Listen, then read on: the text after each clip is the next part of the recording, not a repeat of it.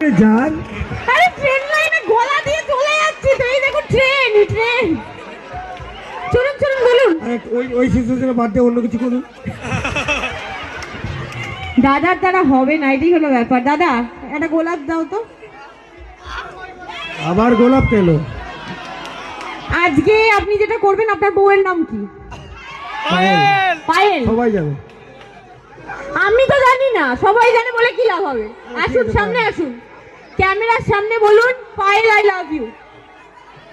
হাঁটু গেড়ে বসে বলুন পায়েল আই লাভ ইউ বলো। এটা তো বলতে আপনার কোনো আপত্তি থাকার কথা নয়। আপনি তাদের বউকে বলছেন। স্টেজিং কলেজে যেরকম স্টেজিং হচ্ছে সেরকম হচ্ছে। বউকেও বলতে লজ্জা পাচ্ছে, আমাকেও বলছে অভিনয় করছি, সেটাও বলতে পারছেন না। এই মোস্ট আনরোম্যান্টিক লোকে আপনারা একটু ধরে বেঁধে রেখে শেখান। বিয়ে কত বছর হয়েছে ভুলে গেছেন?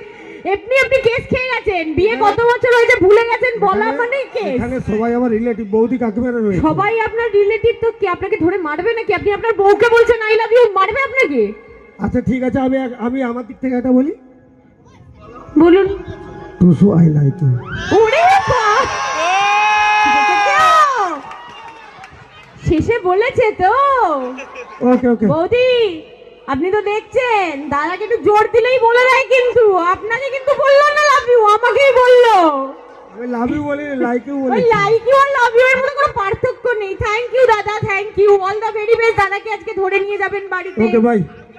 Thank you thank you. আর কালকে সকালে একটু দাদার বাড়ির আশেপাশ দিয়ে যাবেন।